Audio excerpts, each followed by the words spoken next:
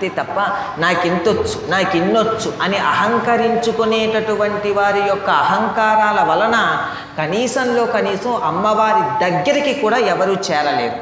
కాబట్టి అహంకారాన్ని విడిచిపెట్టిన వాడు అమ్మవారి యొక్క అనుగ్రహానికి పాత్రుడవుతాడు. అహంకారాన్ని విడిచిపెట్టినటువంటి వాడు అమ్మవారి యొక్క ఆగ్రహానికి పాత్రుడవుతాడు. కాబట్టి అహంకారాన్ని విడిచిపెడితే అమ్మవారు సులభంగా అనుగ్రహించేస్తుంది.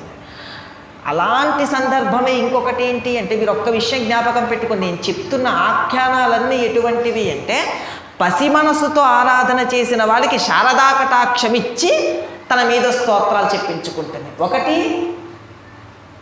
శర్మగారి తాతగారి యొక్క ఆఖ్యానం, 2 కాళిదాసు మహాకవి యొక్క ఆఖ్యానం, 3 మూకశంకరుల యొక్క ఆఖ్యానం కూడా అటువంటిదే.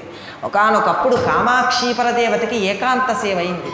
ఏకాంత సేవ అయిపోయిన తర్వాత అమ్మవారికి తలుపులు వేసేసి అర్చకులందరూ వెళ్ళిపోయారు. అమ్మవారు బయటికి వచ్చారు. బయటికి వచ్చి నడుస్తున్నారు. నడుస్తూ ఉంటే ఇద్దరు కూర్చొని అమ్మవారిని తదేకంగా ధ్యానం చేస్తున్నారు. అందులో గొప్ప శ్రీ విద్యా ఉపాసకుడు ఒకడు. ఆ గొప్ప అనడంలోనే ఆయన అహంకారం ఉంది అక్కడ. 2 ఏమీ తెలియని వాడు, పుట్టుకతో మూగవాడు, అసలు మాట్లాడడం కూడా చేతకానటువంటి వాడు, అక్షరాలు పలకడం కూడా చేతకానటువంటి వాడు, చిన్న పిల్లవాడు, తెలిసి తెలియని అమాయకత్వపు మనసు కలిగినటువంటి వాడు ఒక పిల్లవాడు పక్కన కూర్చున్నాడు. ఇద్దరు కూర్చున్నారు. కూర్చుంటే అమ్మవారికి అప్పుడే ఏకాంత సేవయ్యి తాంబూలాన్ని నివేదన చేశారు.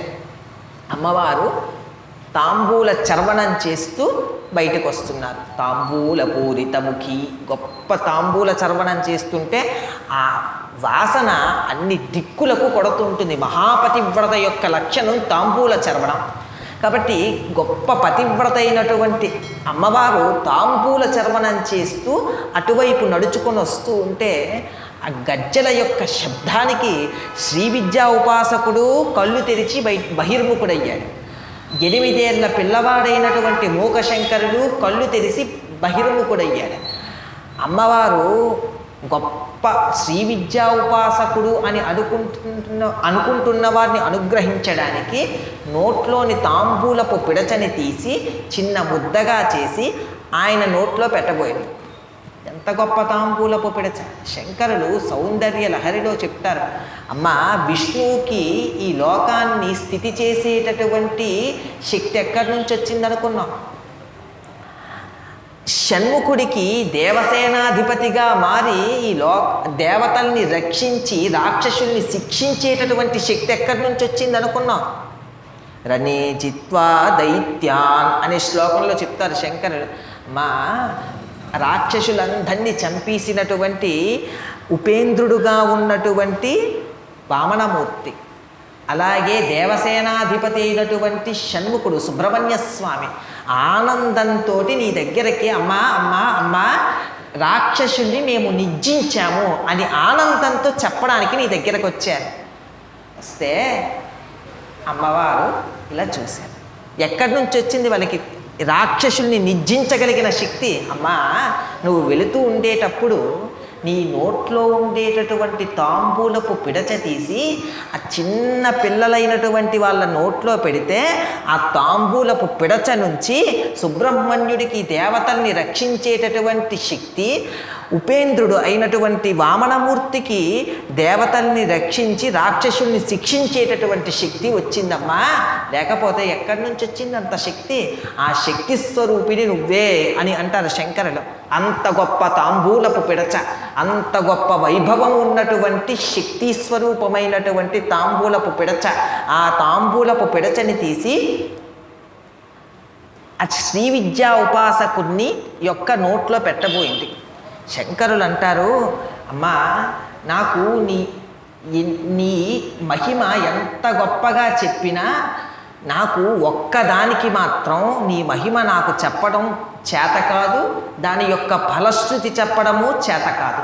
అది ఏమి అంటే తాంబూల చర్వణ శ్లోకం అంటే నీ యొక్క తాంబూలం యొక్క మహిమ గురించి నాకు చెప్పడం చేత కాదు, అంత గొప్పది నీ యొక్క తాంబూల మహిమ అని 2 చేతులు కైమోర్చి నమస్కరించారు శంకరులు. కాబట్టి అంత గొప్పది తాంబూల చర్వణ శ్లోకం, అంత గొప్పది ఆ తాంబూలపు పిడచ. అటువంటి తాంబూలపు పిడచ తీసి ఆ శ్రీ విద్యా ఉపాసకుడి నోట్లో పెట్టబోతే అహంకారం అనేది ఒకటి ఉంటుంది కదా. ఆయన అన్నాడు, ఆడదాన్ని ఎంగిలి నేను స్వీకరించడు ఛీ అని అన్నాడు. అమ్మవారేం చీదరించుకోదు, ఎందుకంటే ఆవిడికి రాగము, ద్వేషము, ఇష్టము, అయిష్టము అన్న 2 ఉండవు. ఆవిడ ఎప్పుడూ కూడా ఈ 2టికి అతీతంగా ఈ 2టిలో పడి కొట్టుకుంటున్న వాళ్ళని చూసి నవ్వుకుంటుంటుంది. 2టికి అతీతంగా ఉంటుంది. కాబట్టి ఆవిడేం చిన్నబుచ్చుకోలేదు. ఏమరా ఇంతకాలం శ్రీ విద్య ఉపాసన చేశావు, ఇంతేనా నీకు అర్థమైంది అని బెంగ పెట్టేసుకోలేదు, గుండెలు బాధీసుకోలేదు. అంతే, ఆ జీవుడికి అంతే పాత్రత. అలా చూసి నవ్వుకొని అలా ఉన్నారు. పక్కనున్న పిల్లవాడు ఉన్నాడే, నేను ఇందాకనే మీకు చెప్పాను కదా, తెలిసి తెలియని అమాయకత్వపు హృదయమే అమ్మవారి యొక్క ఆరాధనకు అత్యంత యోగ్యమైన హృదయం. తెలిసి తెలియనటువంటి హృదయంతో అమ్మ కదా నాకు కూడా పెడుతుందేమో అని నోరు ఇలా విప్పి అమ్మవారిని స్తోత్రం చేశాడు. ఇలా చూశాడు, మనస్సులో భావనతో అమ్మ అనే భావన మనస్సు ఎందొచ్చింది. రాగానే అమ్మవారు పొంగిపోయింది. ఇది కదరా యోగ్యత, ఇది కదరా కావలసింది అని నోట్లో ఉన్నటువంటి తాంబూలపు పిడచ తీసి పిల్లవాడి యొక్క నోట్లో పెట్టాడు. పిల్లవాడు కుక్క తిప్పుకోకుండా 500 శ్లోకాలు అమ్మవారి మీద స్తోత్రం చేశాడు. పొంగిపోయింది అమ్మవారు. అందులోనే అంటారు విమలపటి. విమలము అంటే స్పష్టమైనటువంటి తెలుగు. విమలపటి, తెల్లటి వస్త్రం కట్టుకున్నటువంటి తల్లి. కమలపుటి, పద్మం మీద కూర్చున్నటువంటి తల్లి. విమలపటి, కమలకుటి, పుస్తక రుద్రాక్షస హస్తపటి, పుస్తకము, రుద్రాక్షమాల ఇవన్నీ చేతిలోని ధరించినటువంటి తల్లి అంటూ 3వ పాదంలో ఒక గమ్మత్తైన విషయాన్ని ఆవిష్కరిస్తారు. ఇవన్నీ ఎవరి యొక్క స్వరూపము? తెల్లటి వస్త్రం కట్టుకునేది, చేతిలో స్ఫటికమాల, అలాగే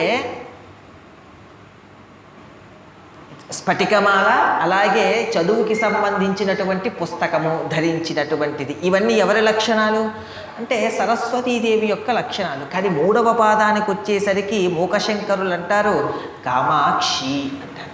కామాక్షి ఎలా అయింది అంటే అమాయకత్వపు యొక్క హృదయమే అమ్మవారి యొక్క అనుగ్రహానికి పాత్రతను కల్పించేటట్లుగా చేసి అమ్మవారు అనుగ్రహించేశారు. అనుగ్రహిస్తే మొట్టమొదటి ఇచ్చిన అనుగ్రహం ఏమి అంటే సరస్వతీ కటాక్షం. అందుకే కామాక్షి వేరు, సరస్వతి వేరు అని 2 వేరులు లేవు, ఉన్నది ఒకటే. వెంటనే అనుగ్రహించేస్తే మూకశంకరులు అన్నారు కామాక్షి అని అమ్మవారిని కీర్తించారు. మీరు ఒక్క విషయం బాగా జ్ఞాపకం పెట్టుకోండి. నా ముందు మైకు ఉంది. మైకున్న ఈ మైకు మీ అందరికీ వినిపించేటట్లుగా చేస్తుంది. కానీ యథార్థంగా మాట్లాడుతుంది ఎవరు? నేను మాట్లాడటం ఆపేశాను అనుకోండి, మైకు మాట్లాడటం మొదలెడుతుందా? మొదలెట్టదండి. ఈయన ఆపేశాడు కాబట్టి ఇప్పుడు నేను మాట్లాడతా అని ఇది మొదలెడుతుందా? మొదలెట్టదు. నేను మాట్లాడితేనే ఆ మాటలు మీ అందరికీ పెద్దగా వినిపించేటట్లుగా సౌకర్యానికి మైకు. ఎలాగో మూకశంకరులు యథార్థానికి మూగవాడే. మరి మూకశంకరులు మాట్లాడుతూ 500 శ్లోకాలు అమ్మవారి మీద చెప్పేశారు. ఈ 500 శ్లోకాలు చెప్పింది ఎవరు అంటే మూకశంకరులు మైకు, మాట్లాడుతుంది కామాక్షి. ఇప్పుడు కామాక్షి పక్ష్మలాక్షి అని కీర్తిస్తుంది ఎవరిని? విమలపటి, కమలకుటి, పుస్తక రుద్రాక్షస హస్తపుటి. తెల్లటి వస్త్రం కట్టుకున్న తల్లి, పుస్తకం ధరించిన తల్లి, అక్షమాల ధరించిన తల్లి అని కీర్తిస్తున్న మాటలు యథార్థానికి మూకశంకరుల నోటి నుంచి వచ్చినా, అంటే ఇక్కడ మైకు నుంచి వచ్చినా మాట్లాడుతున్నది నేనైనట్లుగా, మూకశంకరుల నోట్లో నుంచి వస్తున్నా మాట్లాడుతుంది అమ్మవారే. ఆవిడే చెప్తుంది శారద వేరు, నేను వేరు, 2 వేరులు లేవు, ఉన్నది ఒక్కటే. కామాక్షి పక్ష్మలాక్షి కలిత విపంచి విభాసి వైరించి. అమ్మ నువ్వెవరు? విభాసి వైరించి, విరించి యొక్క శక్తివి. అంటే విరించి అంటే ఎవరు? బ్రహ్మ. బ్రహ్మగారి యొక్క శక్తి ఎవరు? సరస్వతి. నువ్వు సాక్షాత్తుగా సరస్వతివే కామాక్షి అని అమ్మవారిని స్తోత్రం చేస్తారు. కాబట్టి పండితులైన వారందరూ కూడా ఏం చేస్తారు అంటే అమ్మవారి యొక్క అనుగ్రహానికి పాత్రులైన వాళ్ళే పండితులు. మిగిలిన వాళ్ళందరూ పాండిత్య అహంకారాలు ఉన్నవారు కానీ నిజంగా పండితులు కారు. ఎందుకంటే వారిలోని అహంకారం అప్పుడే బయటికి ఇలా కొడుతూ ఉంటుంది. కాబట్టి మూకశంకరులు అమ్మవారి యొక్క అనుగ్రహానికి పాత్రులయ్యారు. అవ్వగానే అమ్మవారు ఆనంద పారవశ్యంతో 500 శ్లోకంలో కీర్తించిన కీర్తనలు విని పొంగిపోయినటువంటి తల్లి నీకేం కావాలి చెప్పు అని అంటే మూకశంకరులు అన్నారు, అమ్మా ఈ వాక్కు ఉన్నది కాబట్టి నిన్ను స్తోత్రం చేశాను. ఇదే వాక్కు మళ్ళీ నాకు అలానే ఉంచేవనుకో దీనితో అక్కర్లేని మాటలన్నీ నేను మాట్లాడతాను. కాబట్టి ఈ వాక్కుని వెనక్కి లాగేసేయి అంటే అమ్మవారు తథాస్తు అని ఆ వాక్కుని వెనక్కి లాగేసింది. ఆయనే ఆ మూకశంకరులే కంచికామకోటి పీఠానికి 20వ పీఠాధిపతులై జగద్గురువులై అందరినీ అనుగ్రహించారు. కాబట్టి లోకంలో శారదానుగ్రహం అంటే ఎలా ఉంటుంది అంటే అంత గొప్పగా ఉంటుంది. శారదానుగ్రహం పొందినవాడు ఎలా ఉంటాడు అంటే అమ్మవారిని విడిచిపెట్టక ఆరాధన చేస్తుంటాడు. అంతే తప్ప నా బుర్రకి ఇప్పుడు గుర్తొచ్చింది కాబట్టి అమ్మవారిని ఆరాధన చేస్తాననేవాడు మంచివాడే. కానీ అసలు ఆ బుర్రకి భగవంతుడు తప్ప వేరేది గుర్తురాదు. అటువంటి స్థితిలో విరాజమానమవుతాడు. అది నిజంగా కావలసినటువంటి గొప్పదైనటువంటి స్థితి. కాబట్టి సరస్వతీ కటాక్షాన్ని అనుగ్రహించేది, సరస్వతిగా తానే ఉండేది, సరస్వతిచే ఆరాధనలు పొందేటటువంటిది, శరత్కాలంలో ఆరాధనలు పొందేటటువంటిది ఎవరు? పరబ్రహ్మము, పరతత్వము అమ్మవారు. ఎంత తల్లైనా ప్రేమ ఎవరి మీద అంటే తన పిల్లల మీద. కాబట్టి ఎప్పుడు కూడా అమ్మవారి ముందు ఎలా నిలబడాలి అంటే నాకేదో తెలుసు, నేనేదో నలుగురికి చెప్తాను అనేటటువంటి భావనతో నిలబడకూడదు. ఎలా నిలబడాలి అంటే అమ్మ నాకేమీ చేత కాదు, నా బుద్ధిని ప్రేరేపించు, నా బుద్ధిని ప్రేరేపించి నువ్వు ముందుకు నడిపించు. ఎప్పుడైనా ప్రవచనం నేను చెప్తాను అని అనకూడదు. మైకు నేను చెప్తాను ప్రవచనం అంటే ఎంత నవ్వుకునేలా ఉంటుందో నేను చెప్తాను ప్రవచనం అనేది కూడా అలానే ఉంటుంది. నేను చెప్తాను అని అనకూడదు. నా బుద్ధికి ప్రేరేపించిన విషయాలు అమ్మవారు ఏవి ప్రేరేపిస్తే వాటిని నేను చెబుతాను అని అనడం సమంజసంగా ఉంటుంది. కానీ నేను చెప్తాను అని అనకూడదు. శంకరులంతటి వారు 4 వేదములను 8 సంవత్సరాల్లోపే చదివినవారు. అష్టాదశ పురాణాలు చదివేశారు, ఉపనిషత్తులు చదివేశారు, వేదాంతములన్నీ పూర్తి చేసేశారు 8 ఏళ్లలోపు. అంత విద్యాస్వరూపుడు, అంత జ్ఞానస్వరూపుడు కదిలినటువంటి శంకరుడు, ఆదిశంకరుడు, అంత గొప్ప మహానుభావుడు శివానంద లహరికి వచ్చేసరికి ఒక మాట అంటాడు, స్మృతౌ శాస్త్రే వైద్యే శకున కవితా గాన పనితౌ పురాణే మంత్రే వా స్తుతి నటన హాస్యేష్వచతురతః కథం రాజ్ఞం ప్రీతిర్భవతి మయి కోహం పశుపతే పశుం మాం సర్వజ్ఞ ప్రతిత కృపయా పాలయ విభో అంటారు శంకరుడు. స్మృతౌ నాకు స్మృతులు తెలియదు, శాస్త్రే నాకు శాస్త్రములు తెలియదు, వైద్యే నాకు వైద్యశాస్త్రం తెలియదు, శకున శాస్త్రం తెలియదు, నీ మీద గొప్పగా కవిత్వం చెప్పడానికి కవిత్వం తెలియదు. ఎవరంటున్నారు? శంకరులు అంటున్నారు. సౌందర్యలహరి, శివానందలహరి, భగవద్గీత భాష్యం, బ్రహ్మసూత్ర భాష్యం, ఉపనిషద్ భాష్యం ఇంత గొప్పవి మనకి అందించగలిగినటువంటి మహానుభావుడు, అందించినటువంటి మహానుభావుడు, గొప్ప విద్యాస్వరూపుడు అంటున్నాడు. నాకేమీ తెలియదు, నాకేమీ చేత కాదు. ఇప్పుడు మనకేమీ తెలుసని మనం అహంకరించాలి. మనకు ఏమి తెలుసని మనం అహంకరించాలి, మనకి ఏం వచ్చని మనం అహంకరించాలి. కాబట్టి మనకు తెలిసింది ఆవగించంత. బ్రహ్మగారైనా ఎంత? బ్రహ్మగారు కూడా తెలిసింది కొద్దికే. అందుకే ఆ బ్రహ్మకీట జనని వర్ణాశ్రమ విధాయిని. ఆ బ్రహ్మకీట జనని, పురుగు నుంచి బ్రహ్మ వరకు అందరికీ కూడా ఆ అమ్మవారే అమ్మ. కాబట్టి ఎవ్వరికి ఏమి ఇవ్వాలన్నా అమ్మవారే ఇస్తుంది. కాబట్టి అమ్మవారిని ఆరాధించి ఏమని కోరుకోవాలి అంటే అందరూ కూడా అమ్మవారి దగ్గరికి వెళ్ళి కోర్కెల చిట్టా ఒకటి చదవడం మొదలెడుతుంటారు.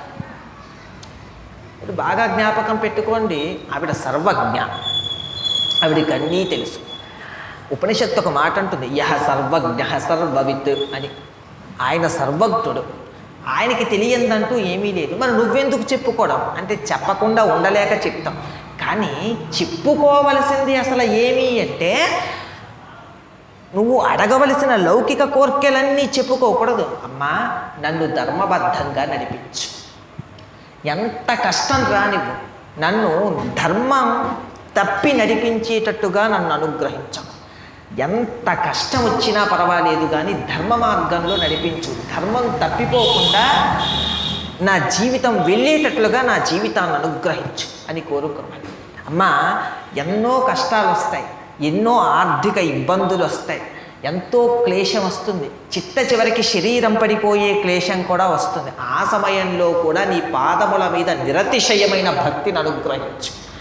అటువంటి స్థితిని నాకు అనుగ్రహించు, అటువంటి బుద్ధి నాకు అనుగ్రహించు. అంతే తప్ప లోకంలో రత్నాల్లా కనిపిస్తుంటుంది మనల్ని ఆకర్షించే పనికిమాలిన మాటలు, పనికిమాలిన వస్తువులు. రత్నాలే వచ్చినా, పెద్ద పెద్ద వజ్రాలే వచ్చినా అటువైపు నన్ను తొంగి చూడనివ్వకు. రాళ్ళే ఉన్నా వాటి వైపే నన్ను చూడనివ్వు. అదే నాకు సంతోషం. కాబట్టి పనికిమాలిన విషయాలు నాకొద్దు అని అమ్మవారిని ఇతోధికంగా కోరుకోగలిగితే అమ్మవారు సంతోషించి మనల్ని ధర్మం మీద ఉంచేటటువంటి అనుగ్రహాన్ని కటాక్షిస్తుంది. అలా అనుగ్రహించి అనుగ్రహించి అనుగ్రహించి భక్తిని ఇస్తుంది. రాగస్వరూప పాషాఢ్య కదా, క్రోధాకార కుశోజ్వల. రాగము అంటే దేని మీద అనురాగం ఉండాలో, ఇష్టం ఉండాలో అటువంటి వాని మీద మన మనస్సుని తిప్పుతుంది.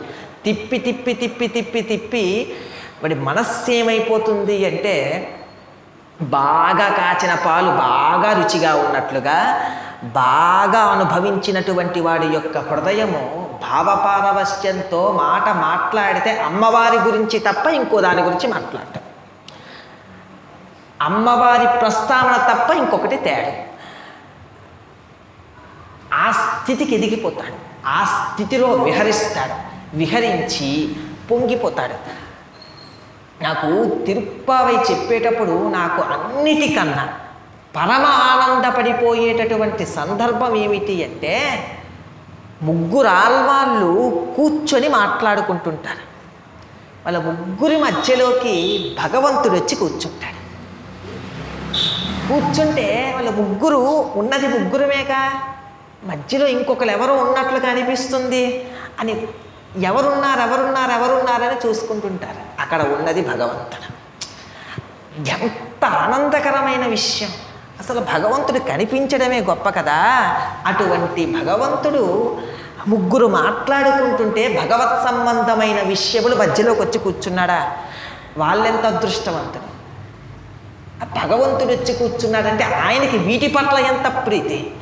నిజంగా మనం ఎప్పుడు భగవంతుడి దగ్గరికి వెళ్ళి మనకేది కావాలో అదే అడుగుతున్నాను తప్ప ఆయనకి ఎలా నచ్చుతుందో అలా బతుకుతున్నానా అని ఎప్పుడైనా నా ప్రవర్తనని చూసుకున్నానా?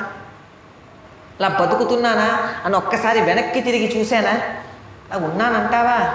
లేకపోతే ఇప్పటివరకు నా జీవితంలో నాకు అనుగ్రహం ఎందుకు రాదు అని ఏనాడైనా ఆలోచించావా? మనదంతా ఎటువంటి బుర్ర అంటే ఇందాకలా చెప్పిన ఉదాహరణలన్నీ ఎలా ఉంటాయి అంటే నిష్కల్మషమైన హృదయం, ఏమీ తెలియని హృదయం. అటువంటి హృదయం పాల లాంటి హృదయం. పాలలో చూడండి చిన్న నిమ్మకాయ చుక్క పడితే చాలు విరిగిపోతుంది. అలాంటి హృదయాలు ఆ హృదయాలు. మనవి అలా కాదు, ఉడుకుతున్న అన్నం లాంటి హృదయాలు మనవి. ఎన్ని వేసినా ఏమవ్వవు, అందులో ఇంకా ఉడుకుతూనే ఉంటుంది. ఎందుకు? కోపం, రాగం, ద్వేషం అన్నీ ఉడికి ఉడికి ఉడికి ఉడికి ఉడికి పొయ్యిలో పడిపోయి కాలిపోవడం తప్ప ఇంకేమీ ప్రయోజనం లేదు దానివల్ల. కాబట్టి హృదయం ఎలా ఉండాలి అంటే చలించిపోవాలి. అసలు కొంతమందితో మాట్లాడుతుంటే కొన్ని విషయాలు ఆర్ద్రమై కళ్ళ వెంబడి ధారాపాతంగా నీళ్లు కారుస్తుంటారు. ఎంత సంస్కారం ఉందిరా వీడికి, ఎంత సంస్కారం ఉంది, ఇంత హృదయ వైభవం వీడి నుంచి ఆవిష్కృతమైంది.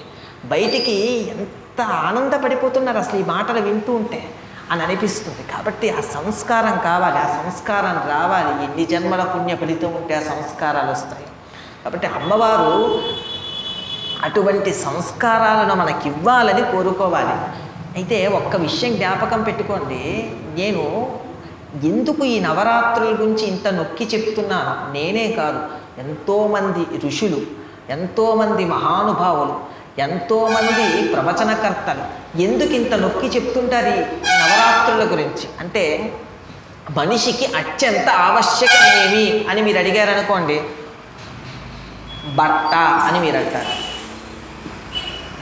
తినడానికి తిండి, తాగడానికి నీరు, ఉండడానికి ఇల్లు. అంటే లౌకిక సంబంధమైనటువంటి విషయాలు ఏవేవి బతకడానికి కావాలో ఆ విషయాలన్నీ చెప్తారు. మీరు ఒక విషయం బాగా జ్ఞాపకం పెట్టుకోండి, కట్టడానికి బట్ట. చాలామంది బట్టలు లేకుండా బతుకుతున్నారు అడవుల్లో. మహర్షులైన వాళ్ళు దిగంబరంగా బతుకుతున్నారు. మరి నాకు కావాలంటున్నాను, వాళ్ళకి అవసరం లేకుండా పోయింది. చాలామంది తిండిని నిగ్రహించి బతుకుతున్నారు. మీకు తెలుసో లేదో మహానుభావులు ఉన్నారు, లేరు అని మనం చెప్పడం కుదరదు. కాబట్టి వాళ్ళకి తిండి అవసరం లేకుండా పోయింది. అంటే వీటికన్నా పరమ ప్రయోజనం ఇంకోటి ఏదో ఉంది. అది ఏమిటి అంటే, మనుష్యుడుగా పుట్టి తరించడమే పరమ ప్రయోజనము. అంతకన్నా పరమ ప్రయోజనము మరొకటి లేదు. అయితే ఇవన్నీ కట్టుకోవద్దు, తినొద్దు, తాగొద్దు, ఇంట్లో ఉండొద్దు అని సిద్ధాంతం కాదు. ఉండు, బట్ట కట్టుకో, మంచి బట్ట కట్టుకో, మంచి భోజనం చేయి, మంచి పదార్థాలు తిను, అందులో ఎటువంటి ఇబ్బంది లేదు. మంచిగా ఇల్లు కట్టుకో, అందులో ఎటువంటి ఇబ్బంది లేదు. కానీ వీటినన్నిటినీ అనుగ్రహించింది ఒకరు ఉన్నారు అనేటటువంటి బుద్ధితో ఉండి వీటి అన్నిటినీ అనుగ్రహిస్తున్నటువంటి పరబ్రహ్మము, పరతత్వము ఒకటి ఉంది. ఆ ఉన్నదేదో దాన్ని తెలుసుకోవడమే నా జీవిత యొక్క సార్థక్యత అని నువ్వు నీ జీవితంలో దృఢంగా విశ్వసించి దాని యందు బలీయమైనటువంటి హృదయాన్ని పెట్టినప్పుడు నీ జీవితము సార్థక్యమవుతుంది అని గుర్తు. మంచి ఇల్లు ఇచ్చాడు, మంచి భోజనం ఇచ్చాడు, మంచి ఉద్యోగం ఇచ్చాడు, మంచి బట్ట ఇచ్చాడు, రోజులన్నీ బాగా గడిచిపోతున్నాయి అని నువ్వు అనుకుంటున్నావా? రోజులన్నీ బాగా గడవని రోజులు కొన్ని ఉంటాయి. నదిలో ప్రవాహం ఎప్పుడు కర్రపుల్ల ప్రవాహం, నీరు కిందకు వెళ్తున్నప్పుడు హాయిగా కొట్టుకుపోతుంది, ఎదురు తిరిగి ప్రయాణం చెయ్యదు. కానీ కాలం అలా కాదు, ఎదురు తిరిగి ప్రయాణం చెయ్యవలసి ఉంటుంది. ఆ ప్రయాణం చెయ్యవలసి ఉండేటప్పుడు తట్టుకోగలిగిన శక్తి ఎక్కడి నుండి వస్తుంది అంటే, ఈశ్వరారాధన నుండి ఆ శక్తి వస్తుంది. ఆ శక్తి వచ్చినప్పుడు వాడి యొక్క మాటలు ఎలా ఉంటుంది అంటే, యథార్థమునకు కృష్ణారావు గారు ఇక్కడ లేరు, కానీ ఆయన ఒక మహానుభావుడు. ఆయన హ్యాచరీ నుండి ఆయన ఎస్కోట్, ఆయన ఇల్లు. మహానుభావుడు వెడుతూ ఉంటే, వాహనం మీద వెడుతూ ఉంటే ఒక ఆయన దారిలో ఒక పెద్ద ఆయన వృద్ధాప్యంలో ఉన్నటువంటి వాడు పడిపోయాడు. అయ్యయ్యో, పెద్ద ఆయన్ని ఎవరో గుద్దేసి వెళ్ళిపోయి ఉంటారని చెప్పి ఆయనను లేవదీసి ఆయన ఇల్లు ఎక్కడైతే ఉందో అక్కడికి తీసుకెళ్ళి అప్పచెప్తాము, లేదా కనీసం కూర్చోబెడతాము అని లేవనెత్తితే ఆయన కొద్దిగా మంచినీళ్ళు పుచ్చుకున్నారు, లేచారు, కూర్చున్నారు, ఏమీ అవ్వలేదన్నారు, బాగానే మాట్లాడారు. ఇంతలోపు పొలానికి వెళ్ళిన వాళ్ళు కొంతమంది అటువైపు నుంచి వచ్చారు. వస్తే ఏమైంది అన్నారు. అంటే ఈయన నన్ను గుద్దేశాడు అన్నాడు. ఆయన ఆశ్చర్యపోయారు అందరు. ఈయన నన్ను గుద్దేశారు అన్నారు. అంటే ఆయన మరి ఇంకో మాట మాట్లాడకుండా అలానే ఉండిపోతే ఈయనని తీసుకెళ్ళి పోలీస్ స్టేషన్లో ఉంచారు. ఈయన వాహనం స్వాధీనం చేసుకున్నారు. ఒక రోజంతా ఆయన పోలీస్ స్టేషన్లో గడిపారు. ఒక్క మాట మాట్లాడలేదు ఆయన. చివరికి వాళ్ళ అన్నయ్య వాళ్ళకి ఫోన్ చేసుకుంటే వాళ్ళు వచ్చి విడిపించి పట్టుకెళ్తే ఇంకా వాహనం పోలీస్ స్టేషన్లోనే ఉంది. ఆయన బయటికి వేరే వాహనం కొనుక్కొని దాన్ని ఇప్పుడు ఉపయోగించుకుంటున్నారు. కాలం ఎలా ఉంటుంది అంటే, కాలము అన్ని రోజులు ఒకలా ఉంటుందని చెప్పడం కుదరదు. అందుకే నువ్వు బాగా వెళ్ళిపోయిన రోజులన్నీ కూడా బాగానే ఉంటాయి, కానీ కాలం వ్యతిరిక్త దిశలో ఫలితాలను ఇచ్చే రోజులు ఉంటాయి. ఆ వ్యతిరిక్త దిశలో ఫలితాన్ని ఇచ్చేటటువంటి రోజులు తట్టుకోగలిగిన శక్తి నీకు ఎక్కడొస్తుంది అంటే, నువ్వు ఈశ్వరుడి యొక్క పాదములు నమ్ముకున్న నాడు మాత్రమే వస్తుంది, లేని నాడు రాదు. అందుకు ఆరాధన, అందుకు ఉపాసన, అందుకు భక్తి. కాబట్టి ఎంత కఠినమైనటువంటి స్థితి రానివ్వండి, భక్తి తత్పరతతో నిలబడగలిగినటువంటి వాడు పొందినంత ఆనందము కష్టాల్లో కూడా ఇంకొకడు పొందడు. పోతనామాచ్యుడికి ఎంతో ఇబ్బందులు ఏర్పడింది. ఏర్పడిన ఒకానొకప్పుడు అన్నం తినడానికని చెప్పి భార్య వండితే కొడుకు, ఆయన, భార్య, ఇంట్లో పిల్లలు తినడానికి కూర్చుంటే రామచంద్రమూర్తి పరిశీలిద్దాం, ఈయన నాకు పెడతాడా అతిథిగా వస్తే అని చెప్పి రామచంద్రమూర్తి వచ్చాడు. వస్తే కొడుకు మాత్రం అంత వైభవం లేక వచ్చిన వాడందరికీ కూడా పెట్టేస్తాడు. మా నాన్న తినడానికి మెతుకుంచడు అని బాధతో ఆకలితో ఊగిపోతున్నాడు కొడుకు. కానీ తండ్రి మాత్రం వేరు రూపంలో వచ్చినటువంటి వాడు చిరిగిపోయిన బట్టలు, బాగా ఆకలితో ఉన్నటువంటి కడుపులా ఉన్నటువంటి కడుపుతో చాలా వికారంగా, చాలా ఇబ్బంది పడుతూ, చాలా రోజుల నుంచి తిండి లేనటువంటి స్థితిలో ఉన్నట్లుగా ఒక ఆయన వచ్చాడు. పోతనామాచ్యులు ఇంట్లోకి ఆహ్వానించి కాలు కడుక్కోవడానికి నీళ్ళు ఇచ్చి, చేతులు కడుక్కోవడానికి నీళ్ళు ఇచ్చి, లోపలికి ఆహ్వానించి కూర్చోబెట్టాడు. నలుగురు తినవలసిన తిండి ఆయన ఒక్కరే ఆనాడు తినేశాడు. తినేస్తే చాలా ఆనందపడిపోయింది. ఆయన వెళ్ళిపోయాడు. లేకపోతే భార్య అన్నాడు, ఏమండి,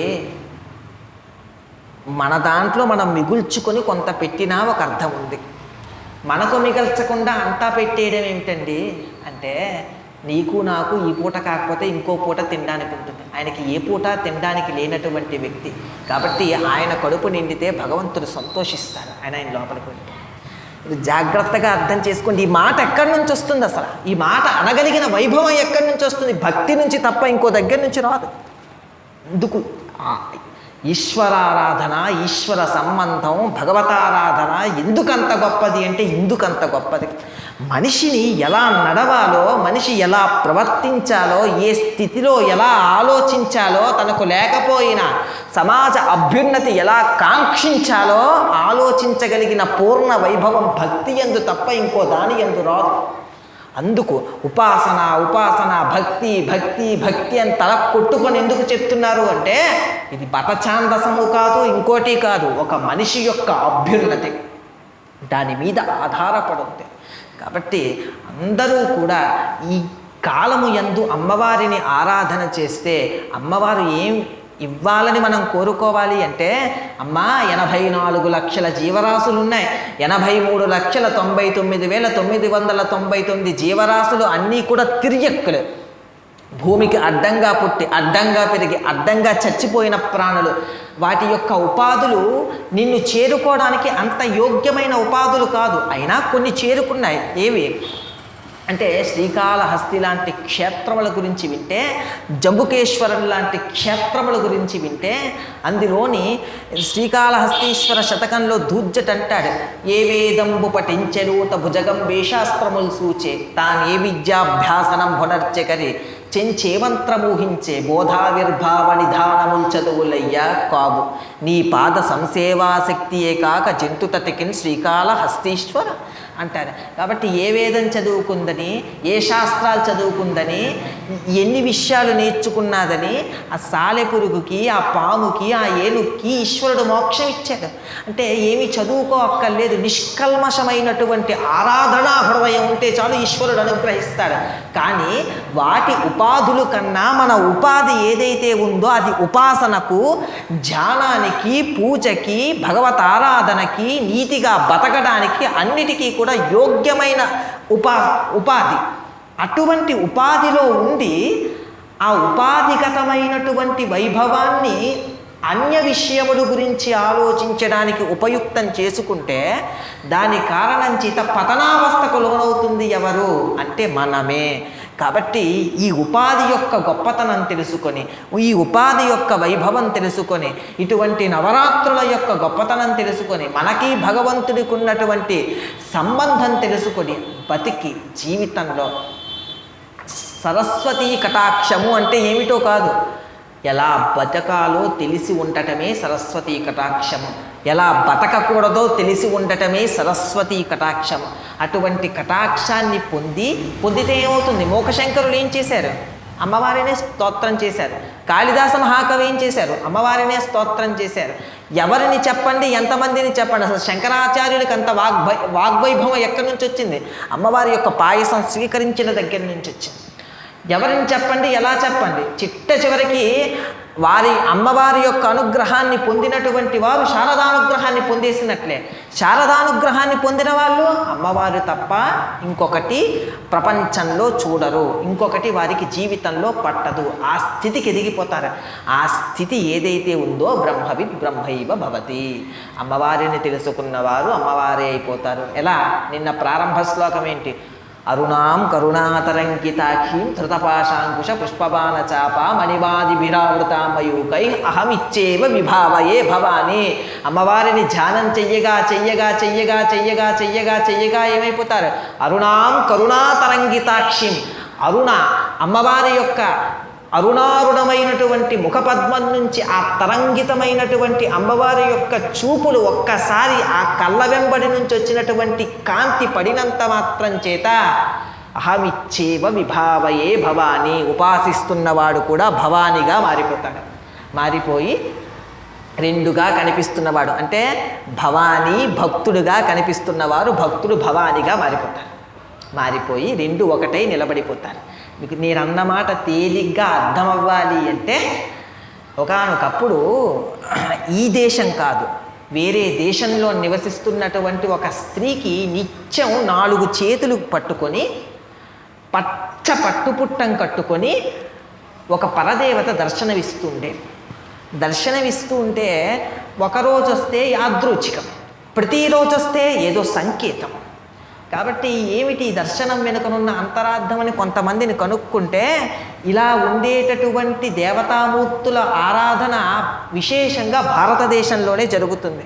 కాబట్టి నువ్వు అక్కడికి వెడితే నీకేమైనా సమాధానం దొరకవచ్చు అని అంటే కొంతమంది స్నేహితుల్ని తోడు పెట్టుకొని ఆవిడ భారతదేశంకి వచ్చింది. వచ్చి ఉత్తర భారతదేశంలో ఎన్నో ఆలయాలను సందర్శించింది. ఎక్కడ అటువంటి అమ్మవారి యొక్క మూర్తి కనబడలేదు.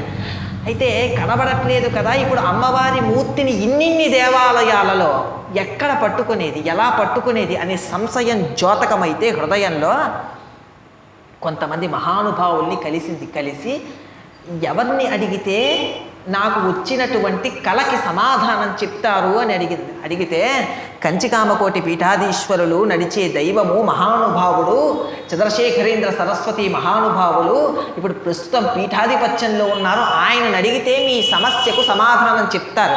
మీ కలలో కనబడుతున్నటువంటి అమ్మవారి యొక్క మూర్తి ఏ దేవాలయంలో ఉందో ఆయన మాత్రమే చెప్పగలరు.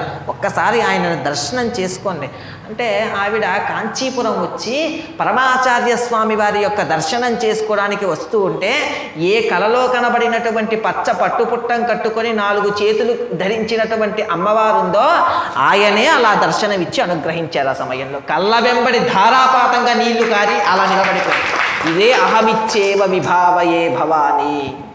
భవానీని ఉపాసన చేసిన వాడు భవ అనే రోగాన్ని దాటేసి తానే భవానిగా మారిపోతాడు. అది ఉపాసన యొక్క వైభవం. అది శారదారాజ్య అంటే సరస్వతీదేవిని ఉపాసించగా శారదా కటాక్షం పొందగా చిట్ట చివరగా అమ్మవారిలో లీనమైపోయి అమ్మవారే తానైపోయిన స్థితి, పరిపూర్ణమైన స్థితి, అటువంటి స్థితిని పొందుతారు.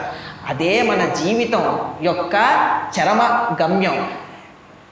ఈ జన్మలో సాధించకపోతే ఎన్ని జన్మలెత్తైనా సాధించవలసినటువంటి చరమ లక్ష్యం ఏమైనా ఉందా, మన గమ్యస్థానం ఏమైనా ఉందా అంటే అది మాత్రం తప్ప ఇంకొకటి లేదు. మిగిలినవన్నీ మనల్ని ఆకర్షిస్తున్నవన్నీ ఆకర్షణలే తప్ప నిజాలు కావు. కాబట్టి అటువంటి స్థితిని పొందటం ఏదైతే ఉందో చాలా ఆవశ్యకం. అలాంటి స్థితిని పొందడానికి కావలసినది ఏమైనా ఉందా అంటే ప్రాథమికంగా జ్ఞాపకం పెట్టుకోండి, కావలసింది గురువు. గురువు కావాలటువంటి స్థితిని పొందడానికి. గురువు లేనటువంటి స్థితిలో భగవాన్ రమణులు లాంటి మహానుభావులు ఎక్కడో పొందుతారు కానీ చంద్రశేఖరేంద్ర సరస్వతి మహాస్వామి వారికి కూడా యథార్థమునకు తాను ఆశ్రమం స్వీకరించినప్పుడు గురువు లేరు. చంద్రశేఖర భారతీ మహాస్వామి వారికి కూడా తాను ఆశ్రమం స్వీకరించినప్పుడు గురువు లేరు. శరీరంతో ఏది ఎలా ఉపాసించాలి, ఎలా భగవంతుడి వైపు నడపాలి అని చెప్పడానికి గురువు లేరు. కానీ ముగ్గురు ఒకే సమయం వాళ్ళు, ముగ్గురు గురువులు లేనటువంటి స్థితిలో ఉన్న వాళ్ళే, ముగ్గురు కూడా పరతత్వాన్ని తెలుసుకున్న వాళ్ళు, ముగ్గురు కూడా పరబ్రహ్మంలో కలిసిపోయిన వాళ్ళు.